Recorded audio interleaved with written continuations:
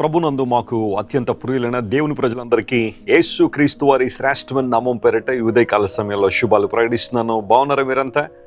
యెహోవా నా కాపరి, నాకు లేమి కలుగదు అని దావీదు భక్తుడు చెప్పినట్టుగా దేవుణ్ణి మనం కాపరిగా కలిగి ఉన్నాం కనుక ప్రతి విషయంలో దేవుడు మనకు సహాయం చేస్తూ మనల్ని నడిపిస్తున్నారు. అనుదిన జీవితంలో మనం విజయోత్సవంతో నడవడానికి క్రీస్తు ప్రభు వారు చూపిస్తున్న కృప అనిర్వచనమైంది. మీ అందరి జీవితాల్లో దేవుడు గొప్ప కార్యాలు జరిగించాలని, మీరందరూ కూడా స్పిరిచువల్గా ఎల్లప్పుడూ కూడా స్థిరంగా ఉండాలని, దేవునికి మహిమకరంగా ఉండాలని మీకోసం ఎల్లప్పుడూ ప్రార్థన చేస్తున్నాము. క్రైస్ట్ వర్షిప్ సెంటర్ మరియు జాన్ వెస్లీ ఇంటర్నేషనల్ మినిస్ట్రీస్లో ఉన్న ప్రేయర్ పార్ట్నర్స్ అందరూ కూడా మీకోసం ప్రార్థన చేస్తున్నారు. మీరు కూడా మా నిమిత్తం ప్రార్థన చేస్తున్నందుకు మీ అందరికీ కృతజ్ఞతలు తెలియజేస్తున్నాను. ఈరోజు వాగ్దానం కోసం కనిపెడుతున్నారు కదా, చదువుదాం. బైబిల్లో యెషయా గ్రంథం 44వ అధ్యాయం 22వ వచనం ఈరోజు ధ్యానాంశంగా చదువుకుందాం. The book of Isaiah chapter 44 and verse 22. మంచు విడిపోవునట్లుగా నేను నీ అతిక్రమములను, మబ్బు తొలగునట్లుగా నీ పాపములను తుడిచివేసి ఉన్నాను. నేను నిన్ను విమోచించి ఉన్నాను, నా యొద్దకు మళ్ళుకొనుము. Return to me because I have redeemed you. నేను నిన్ను విమోచించాను, నా వైపు మళ్ళుకో అంటే నా మార్గంలో నడువు అని దేవుడు ఒక చక్కని మాటను తెలియచేస్తున్నాడు. గమనించిన ప్రియులారా, యెషయా గ్రంథం 44వ అధ్యాయంలో చాలా శ్రేష్టమైన ఆశీర్వాదాలు మరియు వాగ్దానాలు మనం చూస్తున్నాం. ప్రవక్తల ద్వారా దేవుడు అనేకమైన మాటలు ప్రపంచానికి అందించారు.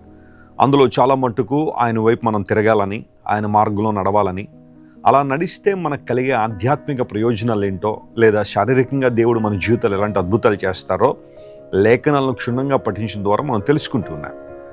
ఒక వ్యక్తి రక్షణ పొందిన తర్వాత ఏం చేయాలి, ఎలాంటి జీవితాన్ని జీవించాలనేది లేఖనాన్ని చదవడం ద్వారా మనం అర్థం చేసుకుంటున్నాం.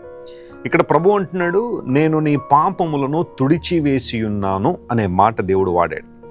యేసు ప్రభువును అంగీకరించడం ద్వారా మనకు కలిగే ప్రయోజనం ఏంటి? చాలామంది అడుగుతున్నారు, వెస్లీ గారు, యేసు ప్రభుని మేము ఎందుకు అంగీకరించాలి? ఆయన్ని మాత్రమే దేవునికి ఎందుకు గుర్తించాలి? నేనే మార్గము, సత్యము, జీవము అని యేసు ప్రభు వారు ఎందుకు చెప్పారు?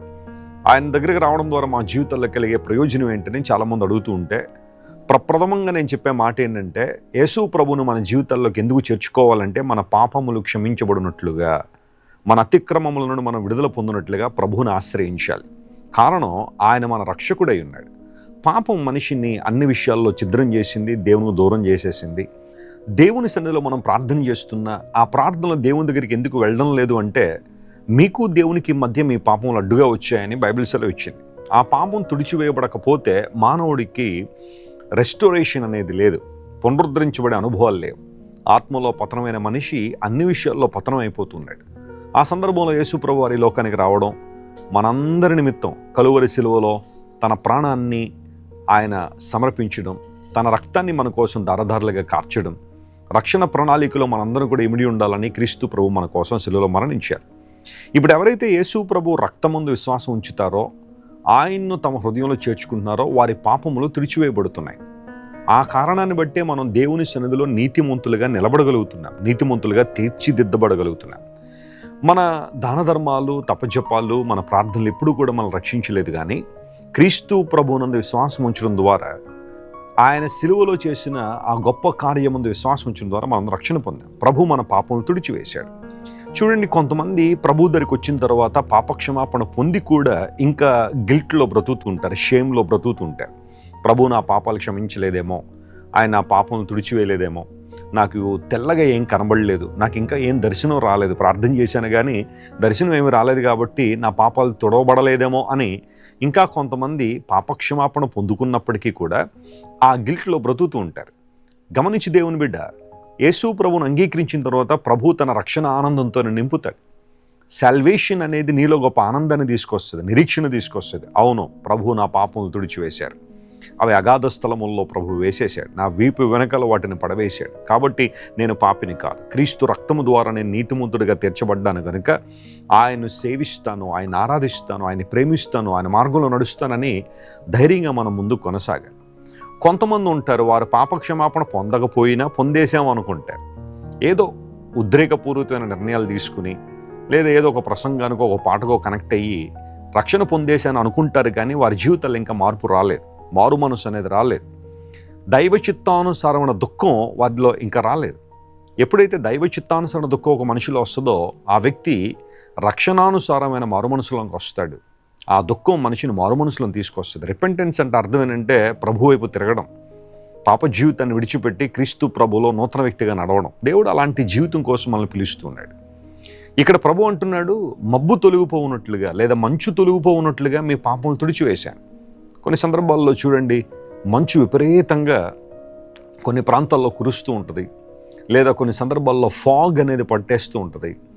సూర్యరశ్మి రాగానే, ఎండ వేడిమి రాగానే, లేదా సూర్యకిరణాలు ప్రసరించబడినప్పుడు అవన్నీ కూడా తొలగిపోతాయి.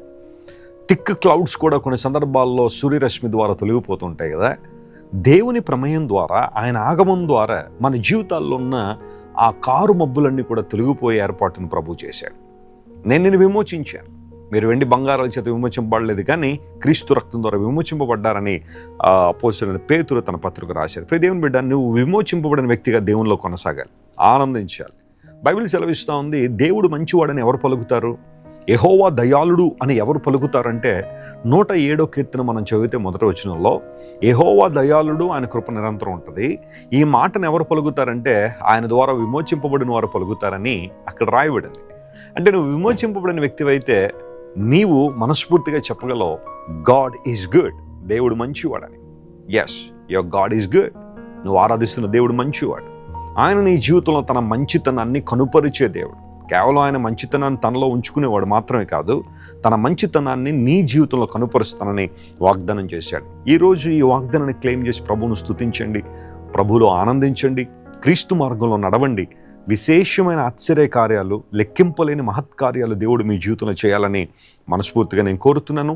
ఈ వాగ్దానాన్ని బట్టి మీరు ధైర్యాన్ని పొందుకుని విశ్వాస యాత్రలో ముందు కొనసాగండి. ప్రభు మిమ్మల్ని దీవించి ఆశీర్వదించునుగాక.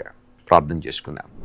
మా ప్రేమగల తండ్రి, ఈరోజు మీరు మాకు ఇచ్చిన వాగ్దానాన్ని బట్టి నీకు స్తోత్రాలు. నేను నిన్ను విమోచించాను గనుక నా వైపు మళ్ళుకో, మబ్బు తొలగిపోనట్లుగా మీ అతిక్రమలు తుడిచివేశానని వాగ్దానం చేశావు. నువ్వు ఎంత గొప్ప దేవుడు నాయన. మా జీవితాల్లో నీ ప్రమేయం ద్వారా మాకు రక్షణను, నీతో సత్సంబంధాన్ని, తద్వారా అన్ని విషయాల్లో మేము వర్ధిల్లడానికి, అన్ని విషయాల్లో మేము ఉన్నతమైన అనుభవాలకు రావడానికి నీవు చూపిస్తున్న కృప, సమాధానాన్ని బట్టి నీకు వందనాలు. ఈరోజు ఈ వాగ్దాన సందేశాన్ని వీక్షిస్తున్న మా ప్రియులందరినీ ప్రత్యేకంగా మీరు ఆశీర్వదించండి. నీ దీవెనలు వారి మీద కుమ్మరించండి. వారు ఏ ఏ విషయాల్లో నీ సహాయాన్ని కోరుకుంటున్నారో ఆ విషయంలో నీ సహాయాన్ని, నీ కృపను, నీ ప్రమేయాన్ని ఉంచమని కోరుతూ ఈ వాగ్దాన సందేశం ద్వారా మా ప్రియులందరినీ ఆత్మలో బలపరచమని వేడుకుంటూ యేసుక్రీస్తు వారి సర్వోత్తమ నామం పేరిట అడిగి వేడుకొనిచున్నాం తండ్రి. Amen. God bless you, dear friends. Have a wonderful day. Christ worship centre ఓ బలమైన సంఘ ఉద్యమం. కొన్ని సంవత్సరాల క్రితం కేవలం 2 ప్రారంభించబడిన పరిచర్య నేడు ప్రపంచవ్యాప్తంగా లక్షలాది మందిని ప్రభావితం చేయుచున్న వాక్య సంబంధమైన ఉద్యమంలో, పరిశుద్ధాత్మ సంరక్షణలో కొనసాగాలనుకునే ప్రతి ఒక్కరికి మా ప్రేమపూర్వక ఆహ్వానాన్ని అందిస్తున్నాము. రండి, ఆత్మతో సత్యముతో ప్రభువైన యేసుక్రీస్తును ఆరాధిద్దాం.